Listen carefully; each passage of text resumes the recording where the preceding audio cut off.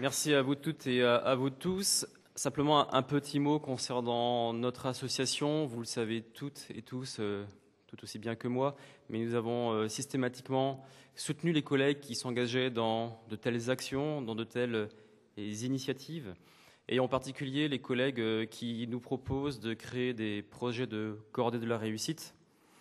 Parce que je pense que ces cordées sont vraiment un outil formidable pour créer de la solidarité entre le pré-bac et le post-bac, sont un outil formidable pour créer un pont entre l'enseignement scolaire et l'enseignement supérieur et faire en sorte que les élèves qui peuvent en profiter puissent vraiment s'inscrire dans une perspective de réussite et d'ascension sociale.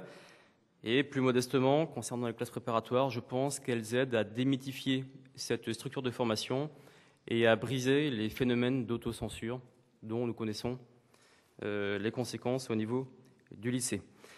Eh bien, aujourd'hui, dans la continuité de tout ce que notre association a réalisé dans le cadre de ses actions d'ouverture sociale, je suis heureux de voir que grâce à l'investissement d'un certain nombre de nos collègues, François, cher ami, avec l'aide des partenaires, avec l'aide du commissariat à la diversité et à l'égalité des chances, avec l'aide des lycées, l'aide des représentants des établissements de l'enseignement supérieur, eh bien, nous avons abouti aujourd'hui à la création d'un projet de cordée. Et mesdames et messieurs, je souhaiterais très sincèrement vous dire que le fait que vous signiez aujourd'hui, lors de notre colloque, ce projet de cordée est pour nous un véritable honneur, et je vous en remercie. Bravo.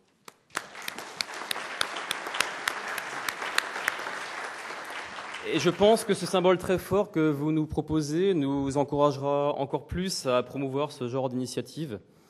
Et je peux dire officiellement à tous mes collègues qui sont en face de moi que dès que vous aurez besoin de notre aide, l'aide de l'UPSI pour vous aider dans la création d'une telle action d'ouverture sociale, eh bien, comptez sur notre soutien, comptez sur notre aide pour tout mettre en place pour que votre projet se concrétise.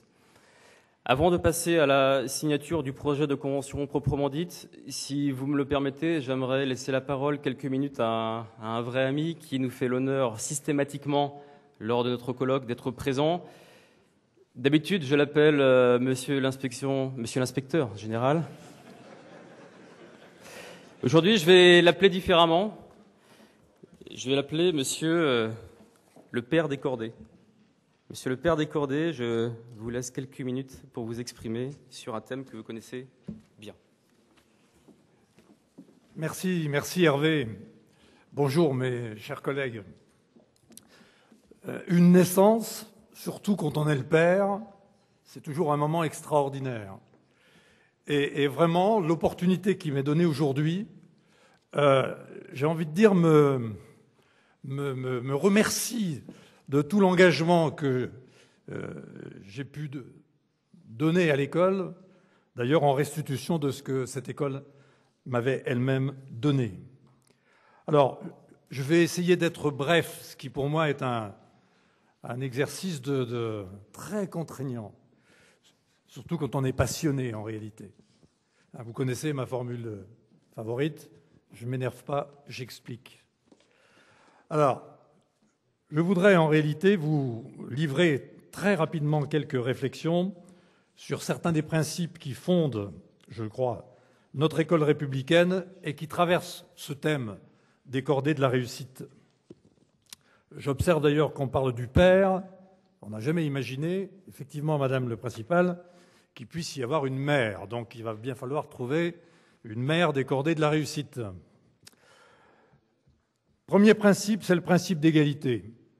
Jules Ferry s'exprimait par exemple ainsi le 10 avril 1870. L'inégalité d'éducation est, en effet, au point de vue social, un des résultats les plus criants et les plus fâcheux du hasard de la naissance. Avec l'inégalité d'éducation, je vous défie jamais d'avoir l'égalité des droits, non l'égalité théorique, mais l'égalité réelle. Et l'égalité des droits est pourtant le fond même de l'essence de la démocratie. Tout est dit. Ainsi, il est clair pour nous, pour vous, que la démocratisation scolaire est une exigence d'équité citoyenne, formule commune que nous avons déjà utilisée et depuis longtemps avec Christian. Ainsi, il est clair qu'elle engage en même temps que le devenir de notre société contemporaine. L'école est bien le creuset de la nation. À ce titre, elle doit assurer que chaque élève puisse profiter équitablement des voies de formation de qualité qui balisent la montée, l'ascension vers une forme d'excellence ou plus généralement vers un domaine d'excellence.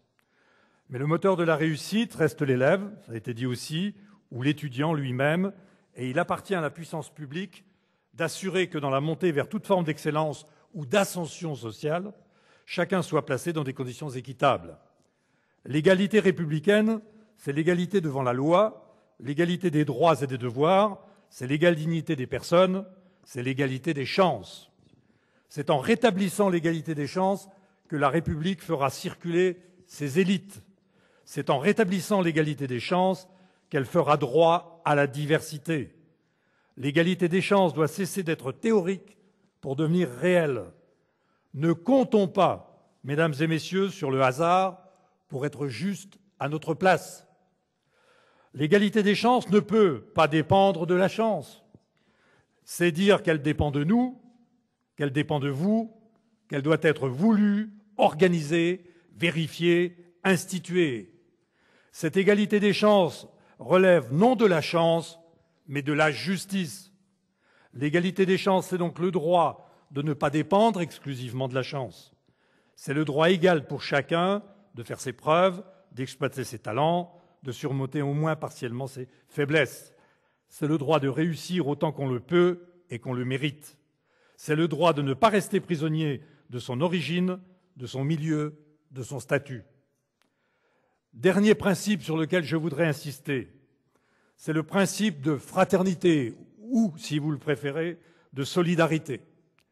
Le miracle de la République, c'est d'avoir donné à la France le sens de la fraternité, c'est-à-dire de la compréhension mutuelle, du respect et de la solidarité.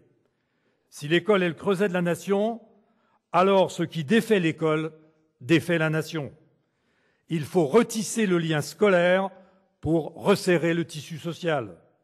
Le premier défi que doit relever l'école est de donner à tous les élèves, je dis bien, comme le proviseur du lycée Eiffel tout à l'heure, tous les élèves, confiance en l'avenir qui, par essence, vous le savez bien, est incertain. La confiance sera d'autant plus aisée à installer que la garantie de l'égalité des chances sera la priorité absolue et que la réussite de tous les élèves sera l'objectif général. Si l'école venait à se scinder, d'un côté ceux qui croient encore en l'avenir, de l'autre ceux qui n'y croient plus, alors c'est la République qui serait en danger. On reproche souvent à l'école d'aujourd'hui d'avoir cassé le formidable ascenseur social qu'était l'école de la République d'antan. Cette formule imagée d'ascenseur social porte pourtant au moins deux idées, entre guillemets, qui méritent réflexion.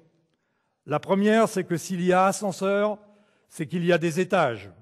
Et la seconde, c'est que l'essentiel résiderait dans la recherche éperdue de l'ascenseur. Cherchez l'ascenseur, le bon, empruntez-le, il fera le reste. Dans cette acception-là, la recherche initiée de la cartographie des meilleurs ascenseurs devient vite la règle et la notion de montée individuelle par l'effort vers sa propre excellence est occultée par le souci de trouver la voie mécanique d'accès au sommet de la prétendue hiérarchie sociale.